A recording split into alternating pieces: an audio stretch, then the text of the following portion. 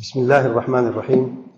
إن الحمد لله نحمده ونستعينه ونستغفره ونعوذ بالله من شرور أنفسنا ومن سيئات أعمالنا.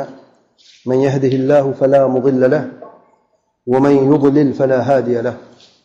وأشهد أن لا إله إلا الله وحده لا شريك له وأشهد أن محمدا عبده ورسوله صلى الله عليه وعلى آله وصحبه وسلم تسليما كثيرا. أما بعد، جادو کی دنیا کے متعلق بات کر رہے تھے اور آج کے درس میں جادو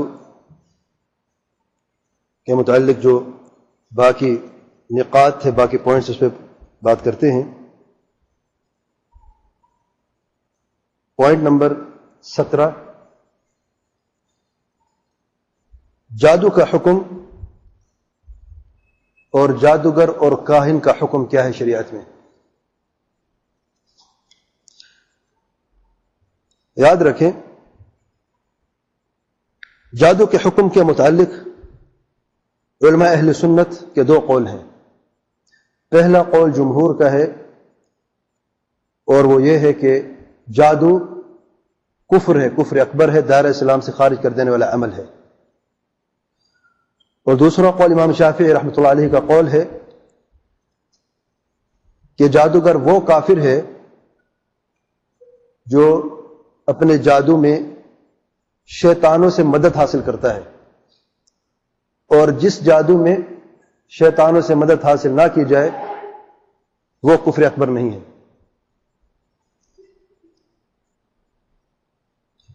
اور صحیح قول جو ہے تفصیل والا، جس میں تفصیل ہے، اور وہ یہ ہے کہ کفر اکبر ہے اگر اس میں شیطانوں سے مدد حاصل کی جائے. جیسے کہ میں نے پورے دروس میں پہلے بیان کیا ہے کہ جادوگر کی اصل، جادو کی اور جادوگر کی بنیاد جو ہے وہ شیاطین الجن ہیں، جو شیاطین الانس کے ساتھ مل کے جادو کرتے ہیں. جس کی جادو کی بنیاد شیطانوں سے مدد ہے تو وہ دائرہ اسلام سے خارج ہے، کافر ہے. اور دوسرا حکم حرام ہے، کفر اکبر نہیں ہے. کفر اصغر ہو سکتا ہے لیکن کفر اکبر نہیں ہے. اور وہ ایسا جادو جس میں دھوکہ ہوتا ہے، نہ جنوں سے مدد حاصل کی جاتی ہے اور نہ ہی وہ جادو ہوتا ہے حقیقت. عام طور پہ بعض اسٹیج پروگراموں میں آپ دیکھتے ہیں، بعض، سارے نہیں، کیونکہ آگے جیسے بات کروں گا کہ بعض ایسے غیر مسلم یعنی کافر ہیں، وہ بھی جنوں کے ذریعے سے اسٹیج پروگرام میں وہ جادو کرتے جس کو کفر کہا جاتا ہے. تو عام اسٹیج پروگرام میں آپ کو دکھاتے رسی ہے، تھوڑی دیر کو ایسے پکڑتے وہ لکڑی بن جاتی ہے، یا تاش کے پتوں سے وہ کچھ کرتے ہیں جسے ٹرکس بولا جاتا ہے انگلش میں، ٹرکس.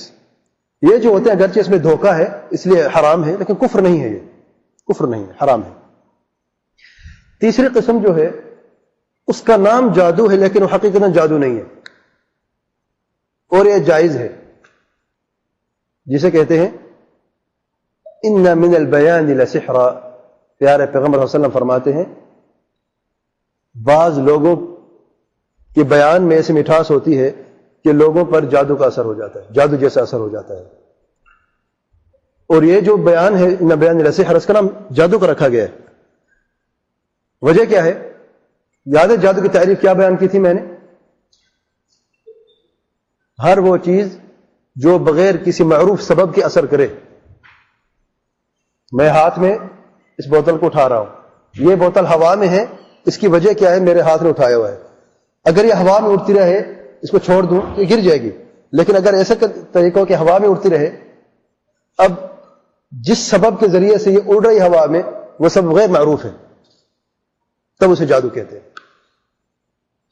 اور اسی طریقے سے بات کرنے میں بھی جو جادو کا اثر ہوتا ہے، جو جادو ہوتا ہے، تو بات کرنے سے دل پہ ایسا اثر ہوتا ہے کہ سننے والا بات سننا شروع کر دیتا ہے. یہ جو بیان ہے، بات کرنا جو ہے، یہ دو قسم کے. اگر حق کو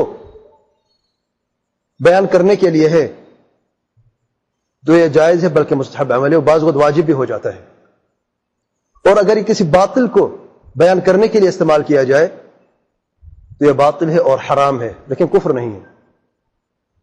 جیسے کہ آپ دیکھتے ہیں کہ اللہ تعالیٰ نے بولنے کی طاقت، بولنے کا انداز مختلف لوگوں کو دیا ہے. بعض لوگ اس طاقت کو غلط استعمال کرتے ہوئے شرک اور بدعات کو رائج کرنے کے لیے استعمال کرتے ہیں.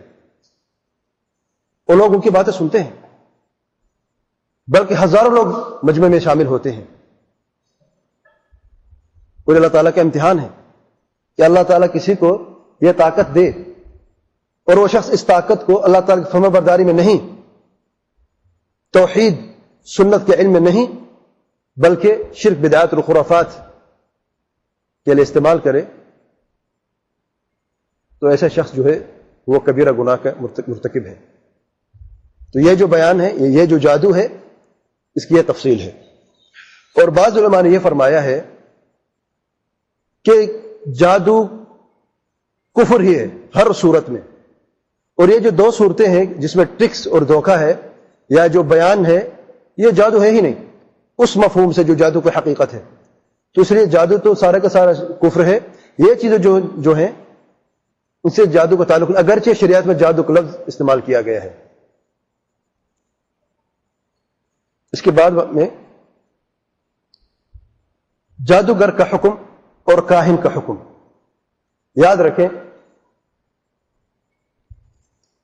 جادو کی اس حکم کی بنیاد پر جادوگر کی کتنی قسمیں ہیں؟ دو. ایک تو وہ جادوگر ہے جو شیاطین سے مدد حاصل کر کے جادو کرتا ہے، وہ تو کافر، دار اسلام سے خارج ہے.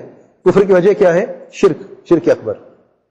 کیونکہ استغاثہ کرنا، دعا پکار کرنا، نظر و نیاز ہے، قربانی کرنا، یہ سب شیطانوں کے نام پہ ہوتے ہیں، اس لیے شرک دار اسلام سے خارج کر دینے والا عمل ہے. اور دوسری قسم جو ہے یا دوسری صورت جو ہے جادوگر کی، وہ جو صرف ٹرکس کرتا رہتا ہے اور اسے بھی جادوگر کہتے ہیں. تو یہ شخص جو ہے جو بغیر شیاطین کی مدد کے جادوگر جو ہے، یہ کفر اصغر کا مرتکب ہے اور کبیرہ گناہ کا مرتکب ہے، لیکن دار اسلام سے خارج نہیں، کافر نہیں ہے. اور تیسرا جس کی بیان کی بات ہوئی ہے، وہ جادوگر ہے ہی نہیں حقیقتاً. پیارے پیغمبر صلی اللہ علیہ وسلم نے جادو کا استعمال کیا، اس کی تاثیر کی وجہ سے جو دل میں ہوتی ہے، یا تو وہ حق کے لیے ہوتی ہے یا باطل کے لیے ہوتی ہے، الگ بات ہے. لیکن یہ اللہ تعالیٰ کا امتحان ہے کہ اس تاثیر کے ذریعے وہ شخص کیا کرنا چاہتا ہے، حق باطل بیان کرنا چاہتا ہے یا باطل کو رواج دینا چاہتا ہے. اور کاہن کی بھی دو قسمیں ہیں، یاد رکھیں. ایک کاہن کسے کہتے ہیں؟ جو مستقبل بتاتا ہو، جو علم غیب، یہ چھپی ہوئی بات بیان کرے. اور چھپی بات دو قسم کی ہوتی ہے، ایک تو گزری ہوئی بات، ایک مستقبل کی بات، یعنی گزری ہوئی اور حال. اور دوسرا غیب ہوتا ہے جو ابھی آئے نہیں، جو کسی نے دیکھا نہیں ہے. اگر کاہن خبر دیتا ہے اس غیب کی جو گزرا ہوا ہے کسی بھی ذریعے سے، تو بعض علماء نے فرمایا ہے کہ کہانت سارے کے سارے کفر اکبر ہے، کیونکہ اس میں علم غیب کا دعویٰ ہے. لیکن شیخ اسلام ابن تیمیہ رحمۃ اللہ علیہ نے تفریق بیان کی ہے کہ وہ کاہن جو پاسٹ کے متعلق، ماضی کے متعلق خبریں دیتا ہے، یا حال کے متعلق ابھی جو ہو رہا ہے، یعنی اس دیوار کے پیچھے کیا ہو رہا ہے یا جو کچھ ہو چکا ہے، وہ تو دار اسلام سے خارج نہیں، کفر اکبر کا مرتکب نہیں، لیکن کفر اصغر ہے، جسے کہتے ہیں علم غیب نسبی. اور علم غیب نسبی کے حاصل کرنے کے مختلف طریقے ہیں، بشرط یہ کہ یہ جنوں کی مدد سے نہ ہو. اگر جنوں کی مدد سے یہ ہے، یہ کہانت ہے، تو یہ بھی دار اسلام سے خارج کرنے والا عمل ہے. کہانت کی وجہ سے نہیں بلکہ شرک کی وجہ سے جو اس نے ارتکاب کیا ہے. اور وہ کاہن، وعلیکم السلام ورحمۃ اللہ، اور وہ کاہن جو مستقبل کی خبر دیتا ہے تو وہ دار اسلام سے خارج ہے، کیونکہ اس کے لیے ضروری ہے کہ وہ شیطانوں سے مدد حاصل کرے. پہلی بات. دوسری بات یہ ہے کہ ما کان و ما یکون، یعنی پاسٹ کا پریزنٹ کا اور فیوچر کا. یہ جو علم ہے صرف اللہ تعالیٰ کا حق ہے, کسی اور کے پاس یہ علم ہے ہی نہیں. تو جو کاہن مستقبل کی بھی خبر دیتا ہے تو ایسا کاہن دار اسلام سے خارج ہے اور کافر ہے, کفر اکبر.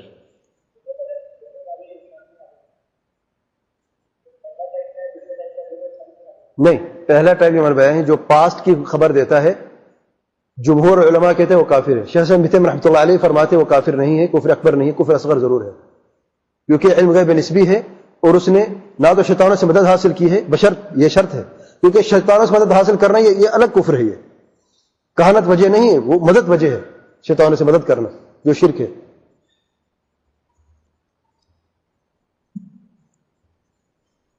جادوگر کے پاس جانے کا حکم کیا ہے؟ یہ بہت ضروری اہم بات ہے, اور اس میں اکثر امت مبتلا ہے. اللہ تعالیٰ ہم سب پہ رحم فرمائے. اس کی مختلف صورتیں ہیں. پہلی صورت یہ ہے کہ جادوگر کے پاس کوئی شخص اس لیے جائے کہ اس کی تصدیق کر لے, اس کی تصدیق کرنے کے لیے جائے. یعنی کوئی چوری ہوگی اس کی, وہ کاہن کے پاس جاتا ہے یا جادوگر کے پاس جاتا ہے اپنی چوری معلوم کرنے کے لیے, اور اس نے اس کو چوری کی خبر دے دی ہے کہ وہ کہاں پہ ہے یا کس نے کی ہے, اور وہ اس کی تصدیق کر لیتا ہے, تو ایسا شخص کافر ہے. نبی رحمت صلی اللہ علیہ وسلم فرماتے ہیں من اتى كاهنا او عرافا فصدقه بما يقول فقد كفر بما انزل على محمد صلی اللہ علیہ وسلم. صحیح مسلم کی روایت میں نبی رحمت صلی اللہ علیہ وسلم فرماتے ہیں جو شخص کسی کاہن یا عراف کے پاس جائے اور وہ اس کی تصدیق کر لے تو اس نے کفر کیا اس چیز پر جو پیارے پیغمبر صلی اللہ علیہ وسلم پر نازل ہوئی. لیکن یاد رکھیں یہ کفر جو ہے کفر دون کفر ہے, کفر اصغر ہے. امام احمد بن حنبل رحمۃ اللہ فرماتے ہیں وہ کفر دون کفر.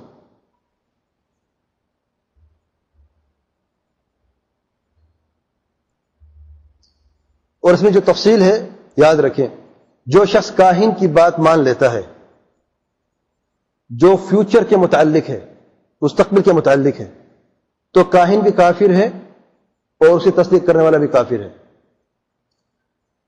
اور یہ کفر اکبر ہے. لیکن اگر کوئی ماضی کے متعلق وہ خبر دیتا ہے اور اس کی تصدیق کرتا ہے تو یہ کفر دون کفر, جو امام احمد بن حنبل کا قول ہے, کیونکہ سلف کے دونوں قول موجود ہیں, کفر اکبر کا بھی کفر اصغر کا بھی ہے. تو اس تفصیل سے دونوں کا قول درست ہے. دوسری صورت ہے جو علم غیب نسبی ہے.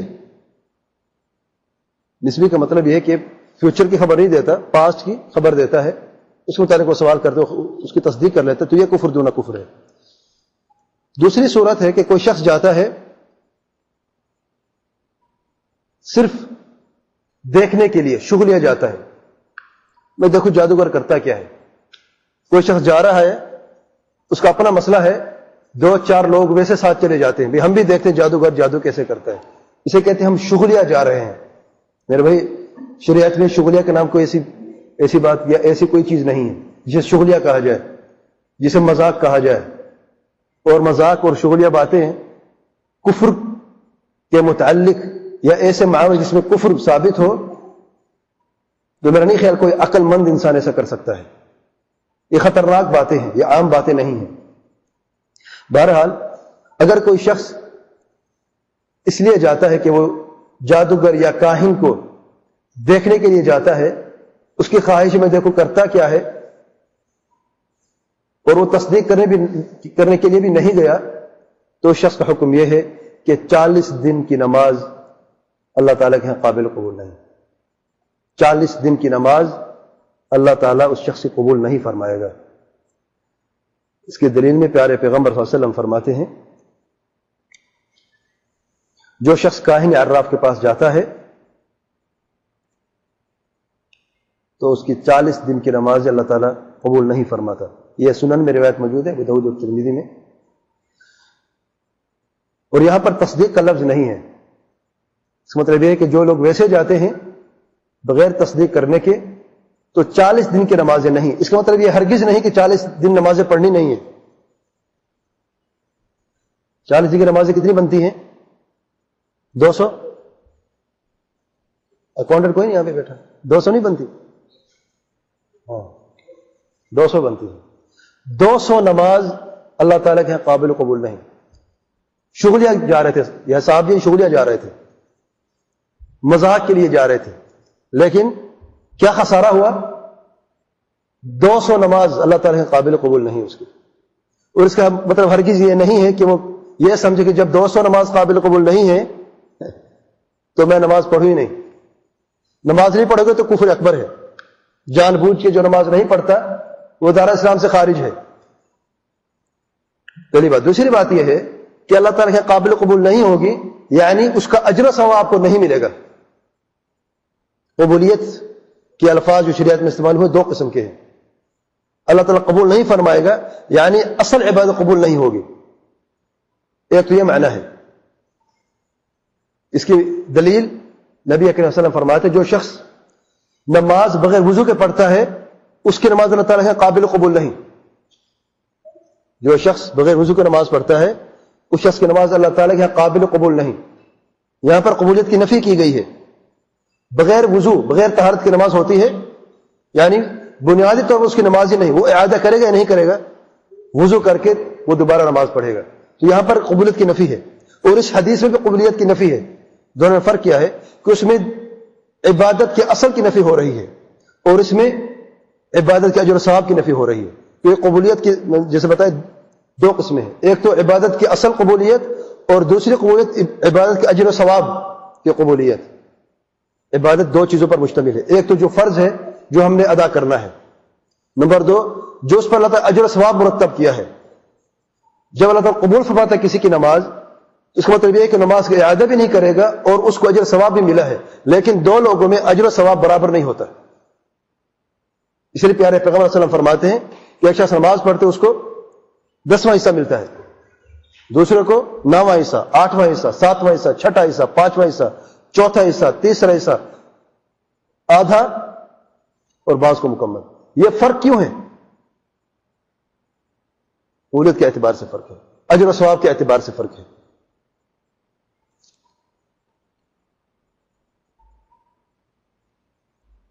لیکن اس کے ساتھ ساتھ یہ جانا جو ہے محرم ہے. ایک تو محرم کا ارتکاب کیا، پھر نمازیں بھی گئی، 200 نمازیں بھی گئی.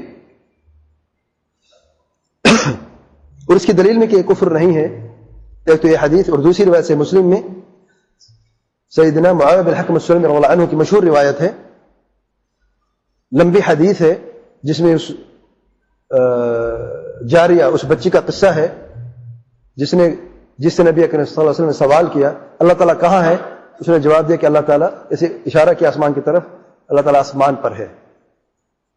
دوسرا سوال کیا میں کون ہوں؟ تو اس بچی نے جواب دیا کہ آپ اللہ تعالیٰ کے پیارے پیغمبر صلی اللہ علیہ وسلم ہیں. اسی حدیث میں حدیث کا دوسرا حصہ جو ہے لمبی حدیث ہے،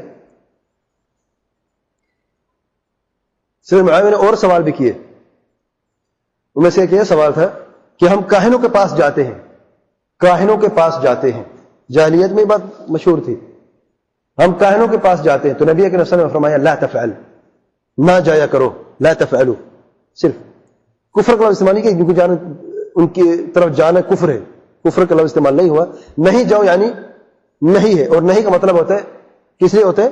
تحریم، کہ کاہنوں کے پاس جانا حرام ہے. چوتھی صورت ہے کاہن کے پاس جانے کی یا جادوگر کے پاس جانے کی. کوئی شخص دیکھنے کے لیے جائے کہ یہ جادوگر ہے یا نہیں، امتحان کے لیے. امتحان کے لیے آپ مسئول ہیں گورنمنٹ میں، یا آپ طالب علم ہیں، شریعت کا علم حاصل کر رہے ہیں، آپ کو خبر ملی کہ کوئی شخص جادو کرتا ہے، آپ جاتے اس کی طرف اس کے امتحان کے لیے. تو ایسے شخص کی طرف جانا اس صورت میں جائز ہے، شرعاً جائز ہے. یہ حرام بھی نہیں ہے، کفر بھی نہیں ہے. اور اس کی دلیل میں ابن سیاد کا قصہ. ابن سیاد ایک شخص تھا جو کہانت کرتا تھا. تو نبی کریم صلی اللہ علیہ وسلم کو جب خبر ملی تو نبی کریم صلی اللہ علیہ وسلم اس شخص کے امتحان لینے کے لیے گئے اور اس شخص سے یہ فرمایا کہ میں نے کوئی چیز چھپائی ہوئی ہے، مجھے تم بتا سکتے ہو کہ چیز کیا ہے؟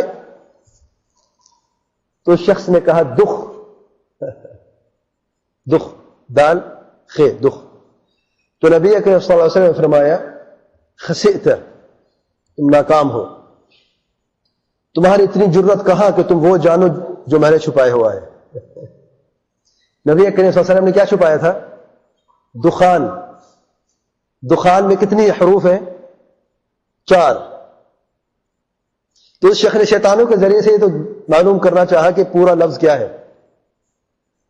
لیکن اللہ تعالیٰ سے یہ توفیق نہیں دی، نہ اس شیطان انس کو نہ اس شیطان جن کو جس نے خبر دی ہے۔ ادھوری بات سنتے اسے آگ کا گولا لگ گیا، تو اس نے دخ کہا، الف نون کی نوبت نہیں آئی۔ اور کاہن اگر یہاں پر اپنی طرف سے کوئی بات کر لیتا تو اس کے پہلے 2 لفظ بھی چلے جاتے، تو بعض وہ حکمت سے کام کرتے ہو۔ اور اس کاہن کے سامنے کون تھا؟ رحمت للعالمین صلی اللہ علیہ وسلم سامنے کھڑے ہوئے تھے۔ اگر دال خے کے ساتھ کوئی اور حروف استعمال کر لیتے تو پھر پکڑے جاتے۔ تو نے یہی مناسب سمجھا کہ یہاں پر جھوٹ نہ بولو، اسی پہ گزارا کرو، ہو سکتا ہے بات سچی ثابت ہو جائے، لیکن یہاں پر اس کا کام نہ بنا۔ تو اگر کوئی شخص اس لیے جاتا ہے امتحان کے لیے تو یہ دلیل ہے، جائز ہے اس کے لیے۔ 5ویں صورت ہے، اور یہ خاص علماء کے لیے یا طلاب علم کے لیے جو شریعت کا علم حاصل کرتے ہیں۔ کوئی ایسا جاتا ہے نصیحت کے لیے جادوگر کے پاس، نصیحت کے لیے جاتا ہے، اسے دعوت دینے کے لیے جاتا ہے، تو اس شخص کے لیے جائز ہے، بلکہ مستحب عمل ہے، اور بعض وقت واجب بھی ہو جاتا ہے، بشرط یہ کہ وہ طالب علم شریعت کا علم رکھتا ہو اور وہ شکوک اور شبہات کے جواب کا علم اس کے پاس موجود ہو، کیونکہ ان کے پاس بہت سارے شکوک اور شبہات ہوتے ہیں۔ عوام الناس بیچاروں کو پریشان کر دیتے ہیں، 2-4 ایسے وہ حرکتیں کریں گے جنہوں کے ذریعے سے یہ بوتلیں سے اڑنا شروع ہو جائے گی، لوگ پریشان ہو جائیں گے، اللہ کا ولی ہو، یہ اللہ کا ولی ہے۔ تو آپ کا بنیادی علم ہونا چاہیے، یہ نہ کریں، یہ نہ ہو کہ آپ انکار منکر کے لیے جائیں اور خود کاہن بن کے واپس آ جائیں، اللہ تعالیٰ رحم کرے، ان سے متاثر ہو کے، یا اس کی بیعت لے کے واپس آ جائے، اسے اللہ تعالیٰ کا بزرگ سمجھتے ہوئے یا اللہ تعالیٰ کا ولی سمجھتے ہوئے۔ اگر جانا ہے تو علم حاصل کر کے جائیں، ورنہ اپنے گھر میں بیٹھے رہیں، وہ آپ کے لیے بہتر ہے۔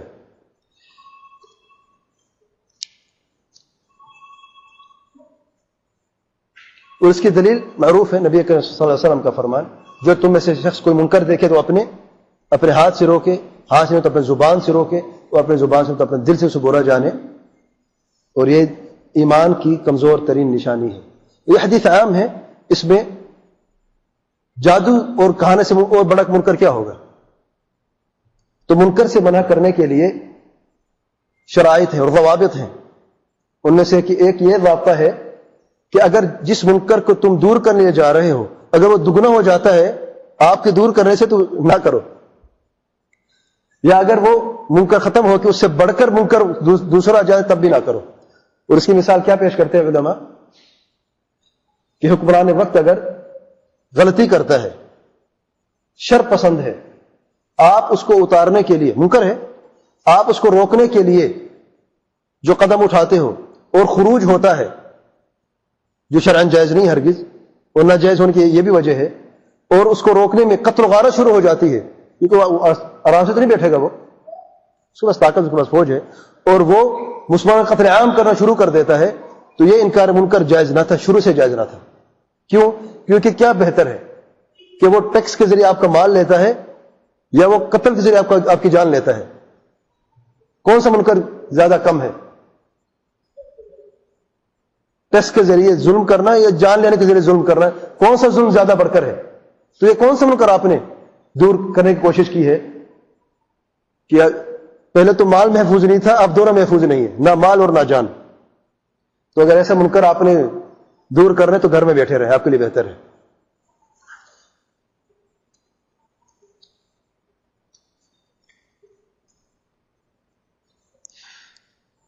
پوائنٹ نمبر 19 تھا جادوگر کی توبہ، یاد رکھیں جادوگر کی توبہ کے متعلق بعض لوگ سمجھتے ہیں کہ جادوگر کی توبہ نہیں ہے، لیکن جو حق بات ہے علماء فرماتے ہیں جب کافر کی توبہ ہے، مشرک کی توبہ ہے، تو جادوگر کی توبہ کیوں نہیں ہے؟ جادوگر کی توبہ اللہ تعالیٰ قبول فرماتا ہے بشرط یہ کہ حاکم وقت کی طرف اس کا معاملہ نہ چلا جائے۔ اگر حاکم وقت یا قاضی شرعی اپنا فیصلہ صادر کر دیتے ہیں تو جو توبہ وہ کرتے ہیں وہ اللہ تعالیٰ کے ہاں ہے، لیکن اس پر حد قائم کی جائے گی، اور حد قائم کرنا ضروری ہے۔ لیکن اگر وہ پہلے توبہ کر لیتا ہے اور حاکم وقت تک اس کا معاملہ نہیں پہنچتا، تب اس پر حد قائم نہیں کی جائے گی۔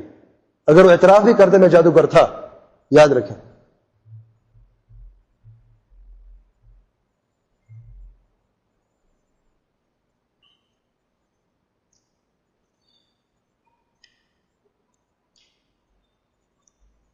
جادوگر کی حد کیا ہے؟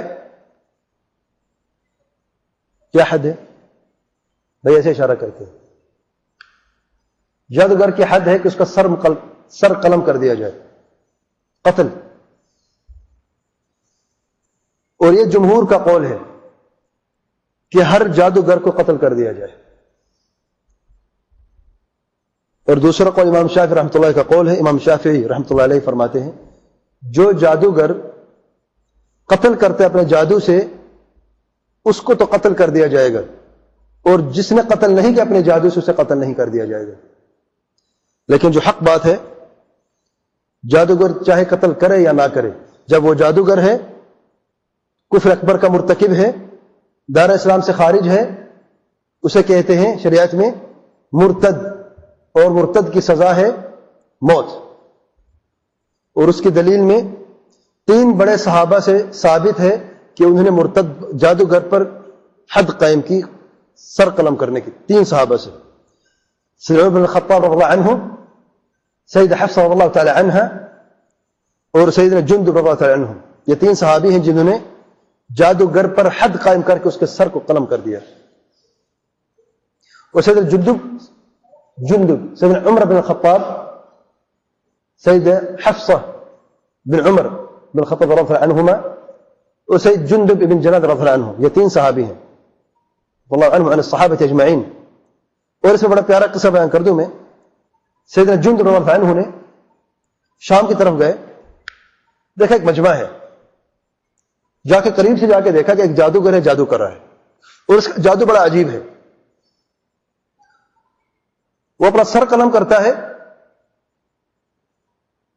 پھر سر اٹھا کے رکھتا ہے، زندہ ہو جاتا ہے۔ اپنا سر قلم کرتا ہے، سر الگ ہو جاتا ہے جسم سے، تو پھر سر واپس کر کے زندہ ہو جاتا ہے۔ لوگ پریشان ہیں، کیا ہو رہا ہے؟ اپنے گھر میں گئے، تلوار اٹھائے، لوگوں کو کہا اس کا میں سر قلم کرتا ہوں، اگر اب اس کی جرات ہے تو واپس کر کے دکھائے۔ جب اس کا سر قلم کیا، نہ جادوگر رہا نہ اس کا جادو رہا، کیونکہ حقیقتاً وہ شیطانوں کے ذریعے سے یہ عمل کر رہا تھا۔ اب دیکھیں کیسا تھا اللہ، لیکن اس کی ایک اشارہ ہے شریعت میں، اشارہ موجود ہے۔ وہ کیا ہے؟ یہ جانتا ہے کہ جن جو ہے چیز کو چھپا دیتے ہیں۔ جن جو ہے، اگر اس میں کوئی جن آ جائے، اس کو ایسے کر آ جائے اس کے ارد گرد، تو اس کو چھپا لیتے ہیں، چھپ جاتی ہے۔ اور صرف بوتل نہیں، علماء کے قول کے مطابق بلقیس کے عرش کو یمن سے لے کے شام تک کیسے لے کے گئے؟ اس نے دیکھا نہیں، پلک جھپکنے سے پہلے وہ موجود تھا وہاں پہ۔ تو اللہ علیہ جو جادو کرتے ہیں وہ کیا کرتے ہیں کہ جن جو ہے وہ سر کو چھپا لیتا ہے، جو ہی وہ اشارہ کرتا ہے تلوار کا یا چھری کا، جن اس کے اوپر آ جاتا ہے، وہ سر چھپ جاتا ہے، جیسے کہ سر ہے نہیں اس کا۔ اور خود جن انسان کی شکل بن سکتا ہے کہ نہیں؟ ادھوری بن سکتا ہے کہ نہیں؟ تو اس کی شکل، سر کی شکل جن بن جاتا ہے، اور وہ دیکھتے کہ اسے اپنا سر قلم کر دیا ہے۔ پھر جو ہی واپس کرتا ہے وہ جن ہٹ جاتے ہیں واپس۔ حقیقت اس کا سر تو موجود ہے، اس نے کہاں اپنے آپ کو ذبح کیا، لیکن جب سیدنا جندب نے تلوار اس کے سر پہ چلائی تو اس کا اپنا سر تھا، اور صحابی کے سامنے شیطان کی جرت نہیں تھی کہ وہ بیٹھے رہے اس کے سر کے اوپر۔ یہ صحابی رسول ہیں صلی اللہ علیہ وسلم۔ تو حد کیا ہے جادوگر کی، اس کو جادو ثابت ہو جائے اور اس کا معاملہ قاضی تک پہنچ جائے اور وہ مرتد، یعنی اس کا جادو ثابت ہو جائے تو وہ شخص دار اسلام سے خارج مرتد ہے، اس کی سزا موت ہے۔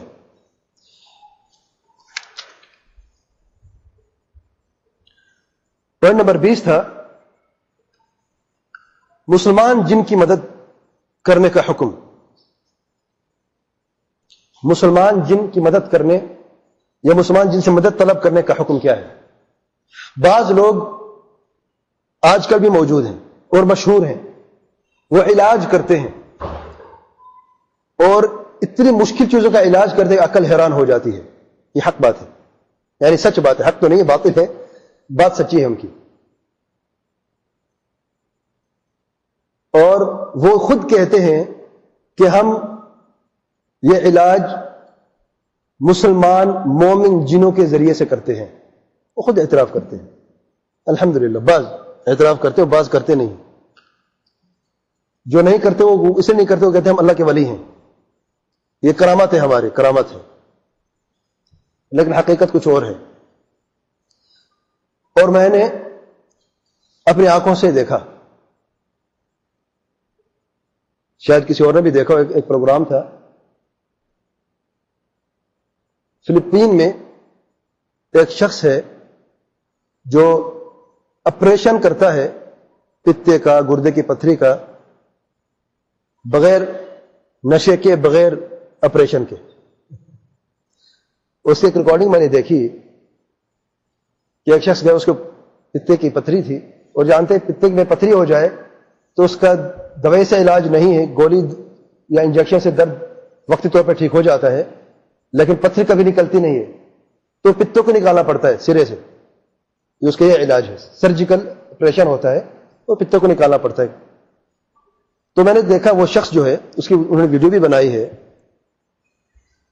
پہلے جو مریض کو لٹاتا ہے بستر پہ اور بائبل اس کے سینے پہ رکھتا ہے، اور اس کا دائیں ہاتھ بائبل پہ رکھتا ہے،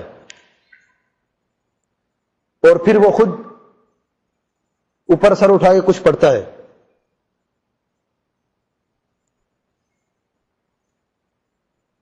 تھوڑی دیر کے بعد وہ ایک رومال اٹھاتا ہے، یعنی تقریباً ایک فٹ کے سائز کا، اسے پانی میں بھگوتا ہے، تو پھر اس کو اس مریض کے پیٹ پہ رکھتا ہے، اور یہ شہادت کی انگلی جو ہے، اور یہ انگوٹھا، یہ اس کے بلیڈ ہیں، اسکیلپل اس کے یہ دو ہیں۔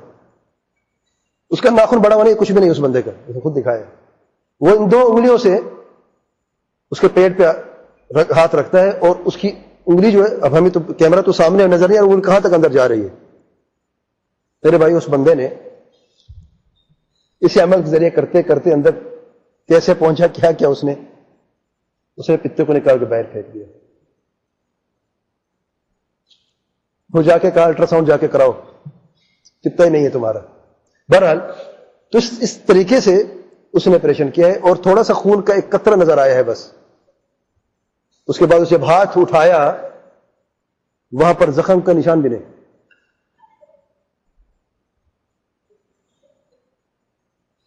تعجب کی یہ بات نہیں ہوئی، یہ تعجب کی بات جو دوسرے اس کے بعد والا مریض تھا، اس پر مجھے بہت تعجب ہوا۔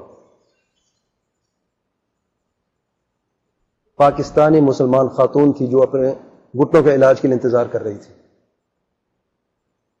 آپ سوچ سکتے ہیں،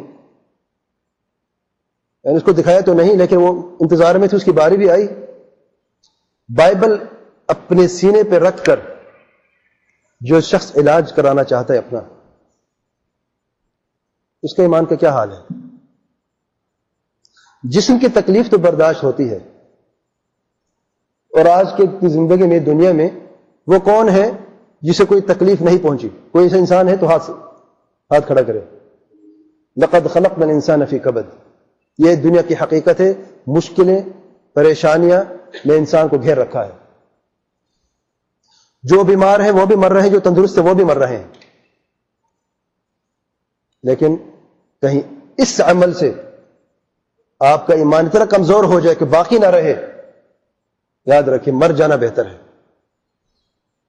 تکلیف اگر آپ برداشت کرتے صبر کرتے ہیں تو اللہ کی قسم کھا رہا ہوں ایک ایک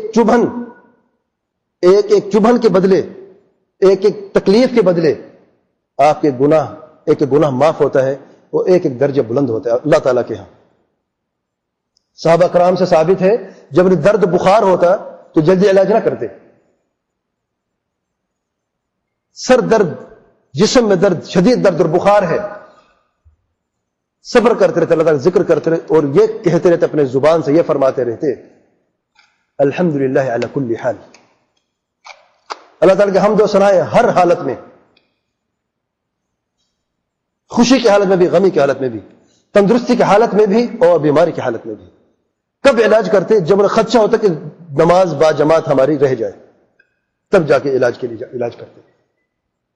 میں یہاں پر یہ نہیں کہہ رہا کہ علاج نہ کریں, علاج کریں.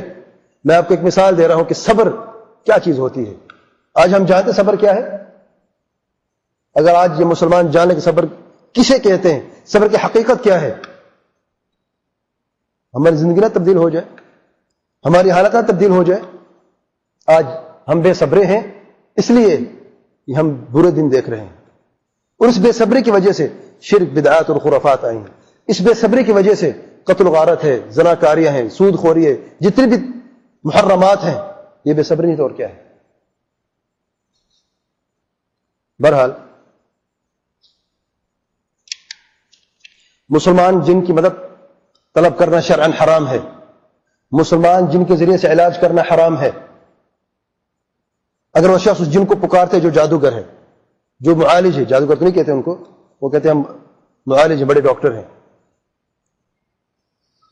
وہ شخص اگر جیسے کہ اس کرسچن نے, وہ تو ویسے کافر ہے, مشرک ہے, اور اس نے خود کہا میں فلاں نے اپنا جو اس کا انٹرویو ہوا اس پروگرام کے آخر میں, وہ شخص خود کہتا ہے کہ میں فلان ہمارا پاپ ہے اس کی روح سے مدد طلب کرتا ہوں.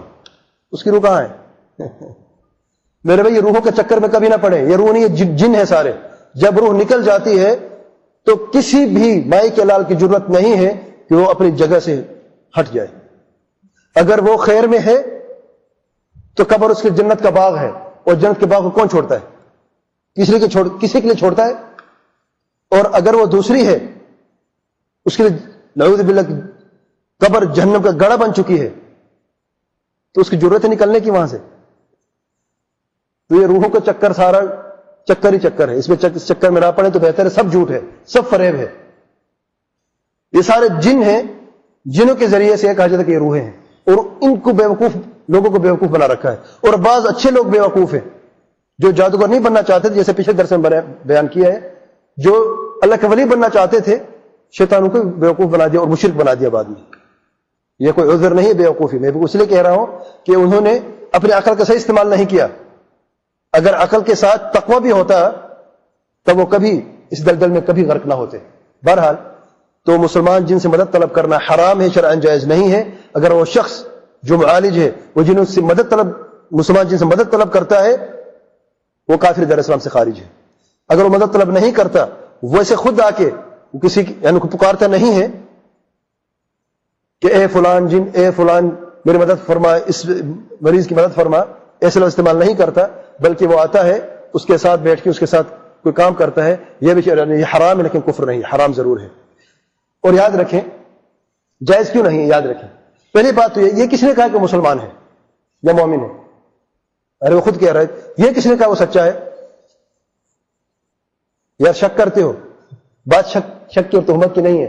میں آپ کو ایک زندہ مثال دیتا ہوں. آپ ایک شخص کو جانتے ہیں, انسان ہے آپ کی طرح, آپ کا پڑوسی ہے, آپ اس کے ساتھ 20 سال رہتے ہیں. 20 سال کے بعد پتہ چلتا ہے یار یہ تو فریبی تھا, جو جھوٹا تھا. ظاہر تو سچ بولتا تھا, لیکن 20 سال کے بعد پتہ چلا کہ یہ شخص ابھی تک جھوٹ بول رہا تھا اور یہ چھپکے سے بہت سارے دوسرے 2 نمبر کے کام کرتا تھا. جب انسان میں جس کو ہم آنکھوں سے دیکھتے ہیں اسے نہیں پہچان سکتے, اور بعض میں جا کے جھوٹ ثابت ہوتا ہے. تو جن کو ہم پہچانتے نہیں, جس جنس کو ہم پہچانتے نہیں, جانتے بھی نہیں, دیکھتے بھی نہیں, اس کے بعد کیا سچ ثابت ہو سکتی ہے. دوسری بات یہ ہے کہ شیطان نے اللہ سے وعدہ کیا ہے کہ میں اس انسان کو جہنم میں لے کے جاؤں گا، اور وہ اپنی حد کوشش کر رہا ہے، پرزور کوشش کر رہا ہے، جد و جہد کر رہا ہے، محنت کر رہا ہے کہ اپنے اس مقصد کو پورا کرے اور اس انسان کو جہنم میں داخل کر کے رہے. تو اس میں کیا حرج ہے آ کے جو ہے جھوٹا آ کے کہے کہ میں مسلمان ہوں، مومن ہوں؟ کوئی حرج ہے اس میں یا کوئی مشکل ہے اس کے لیے؟ کوئی مشکل نہیں. تیسری بات یہ ہے کہ آہستہ آہستہ، پہلے کہے گا نہیں شرک حرام ہے، بدعت حرام ہے، میں بڑا نمازی ہوں، میں 40-50 حج کیے ہوئے ہیں، میں بہت بڑا بزرگ ہوں، آخر تک اور یہ چیز نہ کرو، یہ حرام ہے، یہ حرام ہے. یہ استدراج ہے. آہستہ آہستہ یہ معالج یا یہ جو ولایت کا دعویٰ کرتا ہے اپنے آپ کو دیکھے گا کہ وہ شرک اکبر کا مرتکب ہو گیا ہے، اور یہ لازمی ہے میرے بھائیو. اور ایسے آنکھوں کے سامنے بہت ساری مثالیں آئی ہیں، اس لیے کہ اس دروازے کو بند ہی کر دیں تو بہتر ہے. تو نتیجہ کیا نکلا کہ مسلمان جن سے مدد طلب کر کے علاج کرنا شرعاً حرام ہے، جائز نہیں ہے.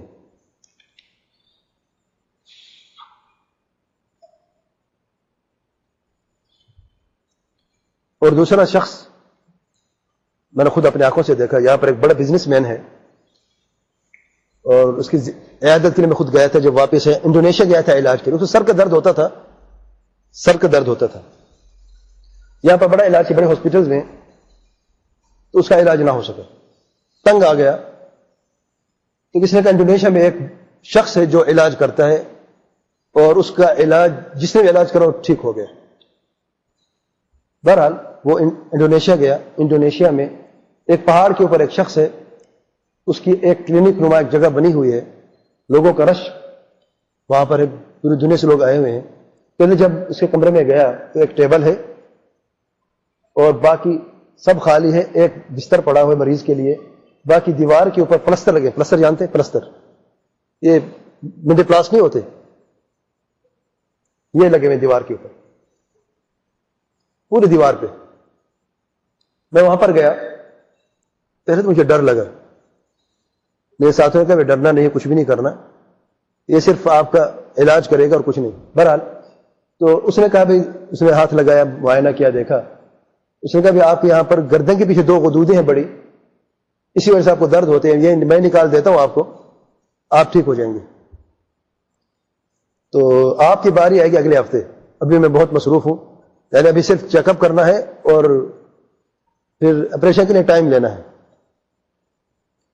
بہرحال کہتے اس کا ٹائم لیا. میرے دل میں یہ بات تھی کہ میں جان چھڑاؤں اور اس کے پاس نہ جاؤں، کیونکہ جب میں باہر نکلا اس کی کلینک سے، جو لوگ باہر بیٹھے ہوئے تھے، یعنی جو مجھ سے پہلے شخص، یعنی میں جا رہا تھا اندر، جو ایک شخص جو نکل رہا تھا وہ خون کی الٹیاں کرتے ہوئے نکلا تھا وہاں سے، اس کا جسم سارا خون ہی خون تھا. تو میں نے ساتھیوں کو مجھے کہاں لے کے جا رہے ہو؟ میں نے کیا علاج کر رہے ہیں؟ تو جان لینے کے لیے میرا خیال تیاری کر رہا ہے. انہوں نے کہا بھی اندر جائے. پھر میں نے جب معائنہ کیا، پھر جب مجھے کہا اگلے ہفتے آنا، پھر مجھے اس شخص کی بات، وہ منظر میرے سامنے آ گیا جو خون کی الٹی کر رہا تھا، تو میں ڈر گیا. بہرحال میں نے کہا واپس نہیں آؤں گا میں، پھر اب شہر میں چلا گیا میں. لیکن دوست ہی ہوتے ہیں، آپ بعض اوقات کچھ نہ کرنا چاہے تو وہ کروا کے رہتے ہیں. کہ دوست آ گئے، وہ خاموش رہے، میری بات سنتے رہے پورا ہفتہ. میں نے کہا جاؤں گا نہیں جاؤں گا. صبح ہی پوری تیاری کر کے ہم نے فجر کی نماز پڑھی. دوست آئے اور مجھے کہا چلیں چلتے ہیں، سیر پہ چلتے ہیں. میں نے کہا یہ بھول گئے ہوں گے، چلے وہاں پہ جانا ہے تو اچھی بات ہے. وہ سیر کرتے کرتے ادھر ہی لے گیا مجھے. اب 4-5 وہ تھے، میں اکیلا تھا، کچھ کرنا سکتا تھا. بہرحال مجھے وہاں پر لے گئے. جب ہم نے دیکھا اس دن جو شخص خون الٹی کر رہا تھا وہ شخص بھی موجود تھا، بالکل تندرست، حشاش بشاش، خوش و خرم. اس کے چہرے کی رنگت بھی تبدیل ہو گئی. اور اس نے بڑے تحفے تحائف اور مٹھائی کے ڈبے وغیرہ تیار کر کے رکھے تھے اس کو دینے کے لیے. کہتے پھر مجھے کچھ حوصلہ ہوا اگر یہ ٹھیک ہو گیا تو میں بھی ٹھیک ہو سکتا ہوں. بہرحال جب میں اندر گیا تو اس شخص نے ایک بات کی. اس شخص نے کہا، میں نے اس سے سوال کیا آپ یہ کرتے کیسے ہو؟ نہ تمہارے پاس اوزار ہے، نہ آپریشن تھیٹر ہے، تو یہ سب کرتے کیسے ہو؟ اس شخص نے کہا یؤتی الحکمت من یشاء ومن یؤت الحکمت فقد اوتی خیرا کثیرا. قرآن کی آیت تلاوت کی. اللہ تعالیٰ جسے چاہے حکمت عطا فرما دے، اور جب اللہ تعالیٰ حکمت عطا فرماتا ہے تو اسے خیر کثیر عطا فرماتا ہے. یعنی میرے پاس خیر کثیر ہوں اور میں حکیم ہوں. اس نے کہا ٹھیک ہے، اب بیٹھ جاؤ بستر کے اوپر. کہتے ہیں بستر کی طرف جتنا قدم بڑھ رہا ہے اتنا اس سے زیادہ میرے دل کی دھڑکن بڑھتی جا رہی تھی. اور دوسروں کا الوداع کر کے اس نے کہا سب باہر نکل جاؤ، یہ اور میں اکیلے ہوں گے بس. بھرا میں اندر وہاں پہ بیٹھا. میں نے دیکھا اس شخص کے ہاتھ میں کچھ بھی نہیں. میں نے کہا تم کٹ کیسے لگاتے ہو؟ اس نے انگلی دکھائی، شاید انگلی. اس کا ناخن تھوڑا سا بڑا ہوا تھا. کہتے یہ ہے، یہ میرا بلیڈ بھی ہے اور سلائی کی مشین بھی یہی ہے میری، اسی ہاتھ سے میں سب کچھ کرتا ہوں. کہتا بیٹھ گیا میں نے دیکھا کچھ یہاں پہ وہ کچھ پڑھ رہا ہے تمتمے، کچھ سمجھ آ رہی کچھ سمجھ نہیں آ رہی میرے. بہرحال تو اسے اپنے انگلی کے ذریعے سے وہ آہستہ آہستہ میری گدی میں ہاتھ لگاتا رہا، سر کے پیچھے والے حصے میں، گردن کے پیچھے والے حصے میں. آہستہ آہستہ وہ کرتا گیا.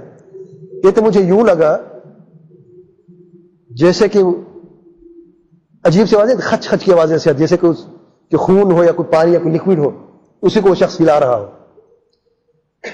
لیکن مجھے کوئی درد محسوس نہیں ہوا. بہرحال اس نے کچھ کرتے کرتے ایسے ایک چیز نکالی، ایسے گول سی بال تھی اور کچھ رگیں بھی اس کے لگی ہوئی تھی، ایسے مجھے دکھائی اور بوٹل میں ڈال لی. پھر ہاتھ اندر مارا، پھر دوسری نکالی، پھر اس بوٹل میں ڈالی. پھر اس نے وہ جو پلستر دیوار پہ تھے دیوار سے اتار کر اس زخم پہ لگا دیا. خون تھوڑا سا اس ہاتھ پہ لگا تھا، تھوڑا سا خون تھا، کچھ بھی نہیں تھا. مجھے درد بھی نہیں تھا، کچھ بھی نہیں تھا. اس نے مجھے بوٹل دی. اس نے کہا یہ بوٹل ہے اور یہ کسی لیبارٹری سے جا کے چیک کروا لو. کہتے وہ بوٹل میں سعودی عرب لے کے آیا اور میں نے بھائی اپنے آنکھوں سے دیکھی. میں نے اپنے آنکھوں سے دیکھی. اس بوٹل میں 2 لمف نوڈ، جو یہاں پہ لمف نوڈز ہوتے ہیں، میڈیکل میں لمف نوڈ بولتے ہیں، چھوٹے سے فلٹر ہوتے ہیں، غدودیں ہوتی ہیں جو صفائی کرتی ہیں خون کی. اگر پھول جائیں تو بڑے ہو جاتے ہیں. تو اس کے اندر یہ 2 لمف نوڈ تھے. اور اس شخص نے کہا میں دن میں 8 پیراڈور کی گولی کھاتا تھا، آج میں 1 کھاتا ہوں. کھاتا ضرور ہے کہ 1 کھاتا ہوں. بہرحال وہ 2 سال تک ٹھیک رہا، لیکن 2 سال کے بعد اس کا درد واپس آ گیا، اسے تکلیف واپس آ گئی.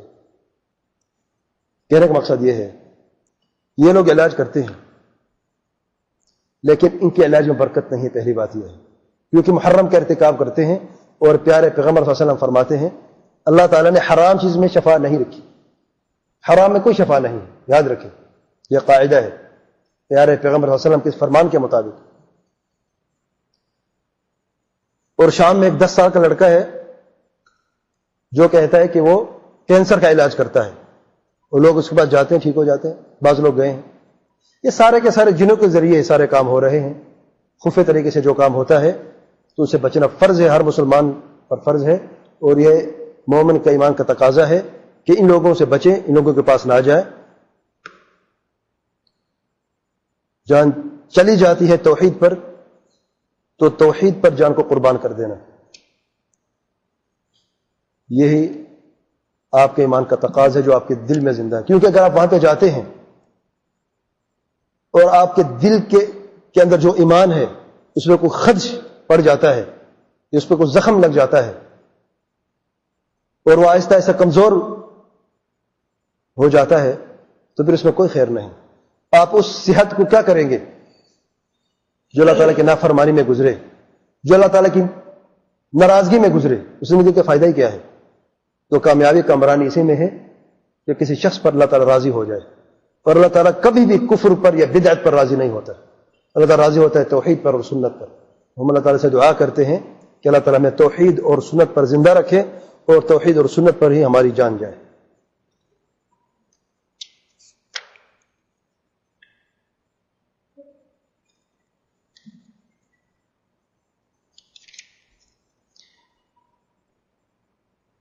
پوائنٹ نمبر 21 میں تھا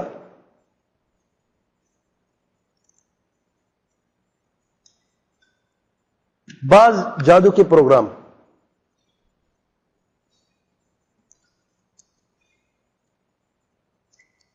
اور یہ جادو کے پروگرام 2 قسم کے ہیں. ایک کو کہا جاتا ہے اسلامی سرکس. یہ بڑی تعجب کی بات ہے کہ بعض چینل نے اور جو دعویٰ کرتے ہیں کہ ہم دینی چینل ہیں، اس میں بعض پروگرام آتے ہیں جس کو کہتے ہیں کہ اسلامی سرکس ہے. دیکھیں اسلامی سرکس یہ چیزیں جو ہیں مومن کے پاس یہ وقت نہیں ہے کہ اس چیزوں میں ضائع کرے، پہلی بات یہ ہے. دوسری بات یہ کہ ان چیزوں میں دھوکہ دہی ہوتی ہے ان پروگراموں میں، اور دھوکہ دینا حرام ہے شرعاً. یاد اس میں سے جو کم بات ہے جو ہم بھی کبھی کیا کرتے تھے، تاش کے پتوں کے ذریعے سے پتہ چھپانا، پھر بتانا کون سا پتہ ہے. ٹرکس ہوتے ہیں، ہم کیا کرتے تھے کسی زمانے میں. یہ بھی دھوکہ ہے. اگرچہ آپ کے سامنے حیران ہو جاتا ہے، آپ خوشی محسوس ہوتی ہے میں نے اسے بیوقوف بنایا ہے، آپ اس کو بیوقوف نہیں بنا، اپنے آپ کو بیوقوف بنا رہے ہیں محرم کا ارتکاب کرتے ہوئے. تو ایسے پروگرام میں شرکت کرنا، شامل ہونا جائز نہیں. ہاں اگر کوئی پروگرام ہے جس میں صرف آپ کو جانور دکھائے جاتے ہیں، آپ ان کو دیکھتے ہیں، کہ اس میں کوئی حرج نہیں انشاءاللہ، بشرط یہ کہ ان پروگراموں کی وجہ سے آپ کے جو فرض عبادات ہیں ان میں خلل نہ پڑے. لیکن اگر ان پروگراموں میں دھوکہ دہی ہوتی ہے یا شرک اور بدعات ہوتے ہیں وہ تو دور کی بات ہوتی ہے، ویسے حرام اور جائز نہیں ہے. لیکن اگر کوئی اللہ تعالیٰ کی نافرمانی کسی پروگرام میں ہوتی ہے تو وہ شرعاً جائز نہیں ہے. دوسری قسم کے پروگرام ہوتے ہیں اور یہ بہت مشہور ہیں، اور دو بڑے جادوگر مشہور ہیں دنیا میں آج کل. ایک تو کرس اینجل ہے، دوسرا کوپر فیلڈ. ان کے پروگرام میں سے لوگ کافی متاثر ہیں، کافی پریشان ہیں. دونوں کافر ہیں، لیکن یہ جو کام کرتے ہیں یہ دیکھنے والے کو اتنی پریشانی ہوتی کہ بعض لوگ بھی ان کو، وہ ہیں تو کافر بیچارے، وہ کہتے ہیں یہ زمین پر خدا ہے، نعوذ باللہ. کہتے ہیں یہ گاڈ ہے، استغفر اللہ العظیم. ہوا میں اڑنا، ایسے کھڑا ہوگا ایسے اڑ جائے گا ہوا میں. اور کسی انسان کو آدھا آدھا کاٹ کے آدھا کر لینا، بالکل آپ کے سامنے آری کے ذریعے سے، آدھا ادھر آدھا ادھر ہے، ہاتھیں بھی ہلا رہا ہے، پاؤں بھی ہلا رہا ہے. یہ کیا ہے؟ کسی انسان کو آدھا آدھا کاٹ لیں، وہ ہاتھ ہی لائے گا؟ کچھ ہلا سکتا ہے وہ؟ یا وہ خداحافظ ہو جائے گا؟ تو یہ لوگ یہ عمل کرتے ہیں. اس کی حقیقت کیا ہے؟ شیاطین ہے، شیطانوں سے مدد ہے. وہ تو خود کافر ہیں، یاد رکھیں. لیکن اس پروگرام کو دیکھنے والا جو ہے وہ محرم کا ارتکاب کر رہا ہے، اس کے لیے جائز نہیں ہے، بشرطے کہ وہ دیکھے اور لوگوں کو آگاہ کرنے کے لیے دیکھے، اس کا شر ثابت کرنے کے لیے دیکھے کہ دیکھو یہ یہاں پہ ایسا کر رہا ہے، یہ شیاطین ہے، یہ شخص جو ہے شیطان کی مدد سے یہ کام کر رہا ہے، اس کی یہ ثبوت، اس کا یہ ثبوت ہے. اگر اس ذریعے سے ہے تو کوئی حرج نہیں ہے. لیکن شغلیہ دیکھنے کے لیے اور اس کو داد دینے کے لیے جو اس سے بڑھ کر جرم ہے، شرعاً جائز نہیں، حرام ہے. یاد رکھیں یہ حیران کن باتیں نہیں ہیں، یہ حیران کن مناظر نہیں ہیں، یہ شرک اور کفر اور بدعات اور محرمات ہیں، نافرمانی اللہ تعالیٰ کی. تو یہ دیکھنا شرعاً جائز نہیں ہے.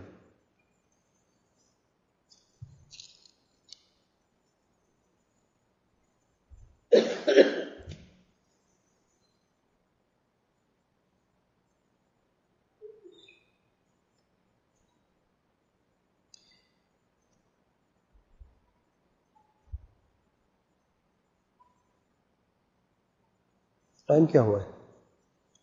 ٹائم یہ غلط تو نہیں ہے؟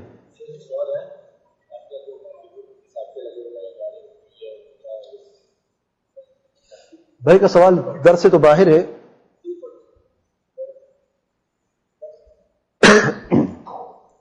ہمارے 15 منٹ ہیں. بہرحال تو بھائی کے در سے باہر میں جواب دے دیتا ہوں. بھائی کہ سوال ہے کہ بعض مارکیٹس میں آپ کچھ خریدتے ہیں، آپ کو کوپن دیتے ہیں، اس میں نمبر لکھا ہوتا ہے اور پھر قرآن ہوتی ہے اور گاڑی انعام میں ملتی ہے. یہ شرعاً جائز نہیں ہے. اس کی وجہ یہ ہے کیونکہ شرط ہے جو خریدے گا اسی کو ملے گا، یہ عوام الناس سب کے لیے نہیں ہے. اور جو آپ چیز خریدتے ہیں تو آپ اپنے پیسوں سے خریدتے ہیں، جو آپ کو اس کے عوض میں چیز دی جاتی ہے تو وہ شرعاً جائز نہیں ہے، درست نہیں ہے.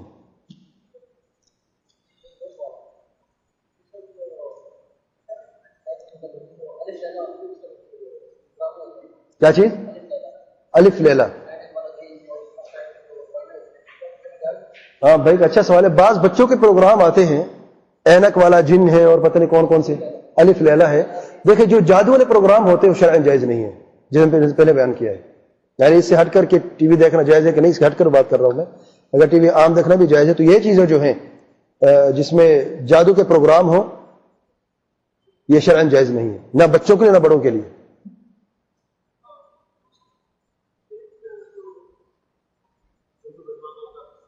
کیا؟ جی جی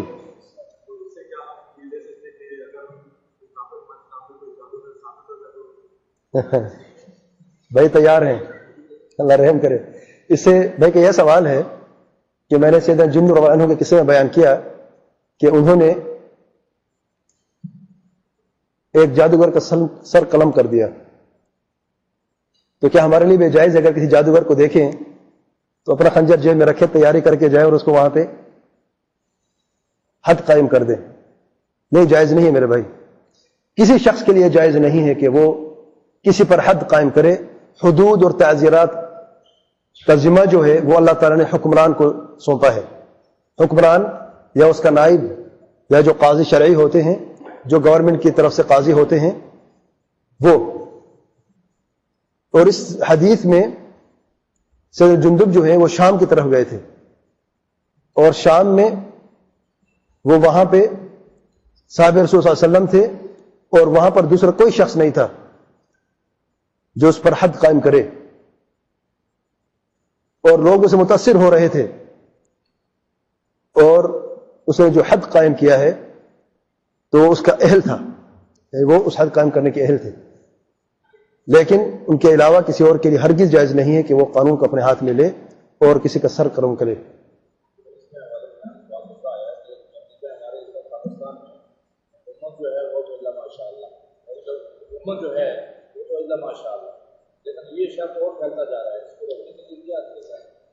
بھائی کا یہ سوال ہے کہ ہمارے ملکوں میں جادو جو ہے وہ عروج پر پہنچ گیا ہے.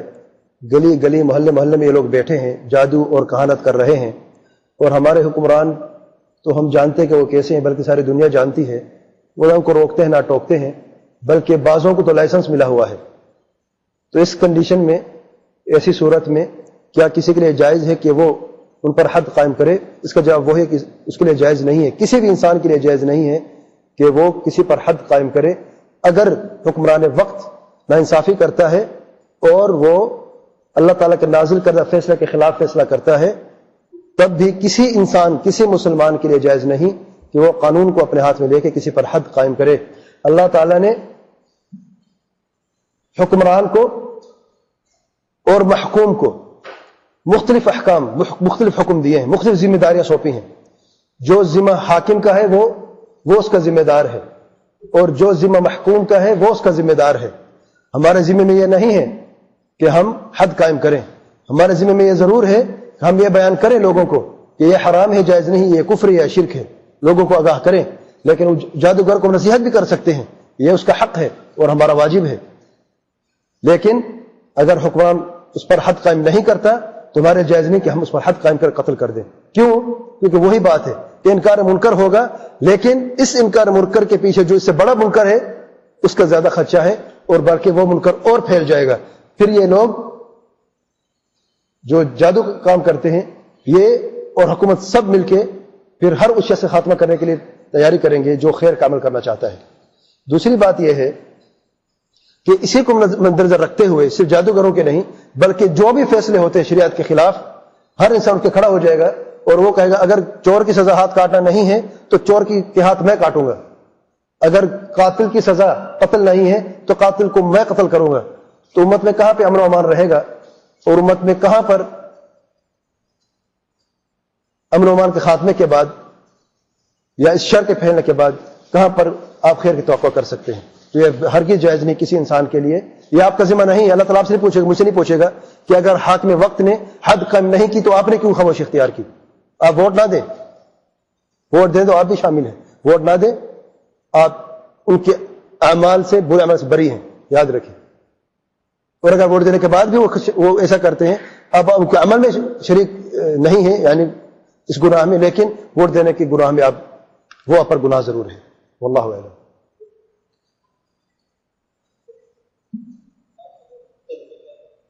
کافر اور مرتد میں کیا فرق ہے؟ کافر عام لفظ ہے. منافق مرتد میں کیا فرق ہے؟ منافق بھی عام لفظ ہے. نفاق دو قسم کا ہوتا ہے. ایک ہوتا ہے نفاق اکبر جو دائرہ اسلام سے خارج کر دیتا ہے. نفاق کا مطلب ہے نفقہ سے، نفق عربی زبان میں کہتے ہیں گھور کو، گھور جان زمین کے نیچے. اور ایک خاص چوہا ہوتا ہے یربو کہتے ہیں، یربو عربی زبان میں.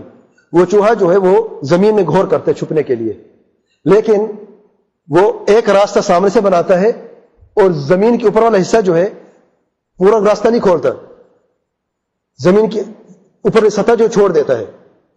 تو جب کوئی سانپ آتا ہے اس پہ حملہ کرنے کے لیے تو وہ گھور میں چلا جاتا ہے، سانپ پیچھے چلا جاتا ہے.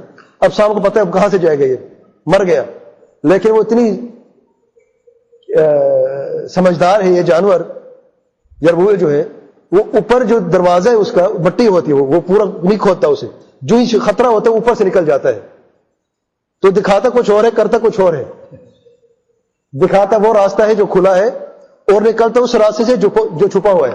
نفاق بھی اسی سے لیا گیا ہے کہ منافق جو ہے دل میں کچھ اور چھپاتا ہے اور زبان سے کچھ اور کہتا ہے، یہ ظاہر کچھ اور کرتا ہے. اور نفاق کی دو قسمیں ہیں، ایک نفاق اکبر یعنی دائرہ اسلام سے خارج کر دینے والا عمل ہے کہ دل میں کفر ہے حقیقتاً، لیکن ظاہر و نماز بھی پڑھتا ہے، کلمہ بھی پڑھتا ہے. تو ایسا شخص دائرہ اسلام سے خارج ہے. اور اس کی مثال جو ہے عبداللہ بن ابی بن سلول، ظاہراً تو صحابی تھا، ظاہراً نبی کریم صلی اللہ علیہ وسلم کے ساتھ رہتا تھا اور نماز بھی پڑھتا تھا، حقیقتاً کافر تھا اور وہ صحابی نہیں تھا. یاد رکھیں، کوئی شخص یہ نہ کہ عبداللہ بن ابی بن سلول صحابی، ہرگز نہیں. صحابی کی شرح کیا ہے، تعریف کیا ہے؟ جو شخص نبی کریم صلی اللہ علیہ وسلم سے ملاقات کرے ایمان کی حالت میں اور موت بھی اسی حالت میں ہو. صحابی کسے کہتے ہیں؟ جو شخص ان تین شرطوں کے ساتھ، جو شخص نبی کریم صلی اللہ علیہ وسلم سے ملاقات کرے. ملاقات ضروری ہے، دیکھنا ضروری نہیں ہے، کیونکہ بعض نبی نے صحابی بھی تھے، تو ملاقات ضروری ہے. ملاقات کے لیے مسافہ ضروری نہیں ہے، ملاقات کے لیے مسافہ ضروری ہے، دیکھنا یا ملاقات یعنی ساتھ بیٹھنا. ملاقات نمبر 2 ایمان لانا. ملاقات بھی کی ہے اور پیارے پیغمبر صلی اللہ علیہ وسلم پر ایمان بھی لے کے آئے ہیں. ایمان کی کیوں شرط ہے؟ کیونکہ ملاقات ابو جہل نے بھی کی تھی، ابو لہب نے بھی کی تھی. کیا وہ بھی صحابی ہیں؟ کیا کوئی شخص کہتا ہے ابو جہل صحابی ہے؟ ہرگز نہیں. کیوں؟ کیونکہ پہلی شرط تو ہے ملاقات ہو، لیکن دوسری شرط نہیں ہے. کون سی؟ ایمان کی شرط نہیں، کفر پہ مرے. اور نمبر 3 یہ بھی شرط ہے کہ وفات بھی اسی ایمان پہ ہو، بیچ میں دائرہ اسلام سے نہ خارج ہو، مرتد نہ ہو جائے. کیونکہ بعض لوگ جو ہیں وہ ایمان کے بعد بھی کفر کا راستہ اختیار کرتے ہوئے دائرہ اسلام سے خارج ہو جاتے ہیں. تو یہ ہے نفاق. مرتد کون ہے؟ جو اسلام قبول کرنے کے بعد کوئی ایسا عمل کرے جو اسے دائرہ اسلام سے خارج کر دے، کفر اکبر کا ارتکاب کرے، جیسا کہ غیر اللہ کو پکارنا یعنی شرک کرنا یا بدعہ مکفرہ کرنا. کوئی بھی ایسا عمل جو دائرہ اسلام سے خارج کر دیتا ہے. نواقض اسلام میں سے کسی ناقض کا ارتکاب کرنا، نبی کو گالی دینا، دین کو گالی دینا، نبی کا مذاق ہونا، دین کا مذاق ہونا، قرآن مجید کو جھٹلانا، یہ سارے کے سارے نواقض اسلام ہے. یہ وہ اعمال ہیں جو دائرہ اسلام سے خارج کر دیتے ہیں. یہ مرتد ہے اور پہلا جو ہے مرافق ہے، اور دونوں کافر ہیں. یاد رکھیں، کفر اکبر دائرہ اسلام سے خارج کر دینے والا عمل کرتے ہیں. دوسری قسم کا نفاق ہے نفاق اصغر. وہ شخص منافق تو ہے لیکن دائرہ اسلام سے خارج نہیں ہے. جیسے کہ پیارے پیغمبر صلی اللہ علیہ وسلم فرماتے ہیں منافق کی 3 نشانیاں ہیں: جب بات کرے تو جھوٹ بولے، جب وعدہ کرے وعدہ خلافی کرے، اور جب اس کے پاس امانت رکھی جائے تو اس امانت میں خیانت کرے. واللہ اعلم. سبحانک اللہم وبحمدک اشہد ان لا الہ الا انت استغفرک واتوب الیک.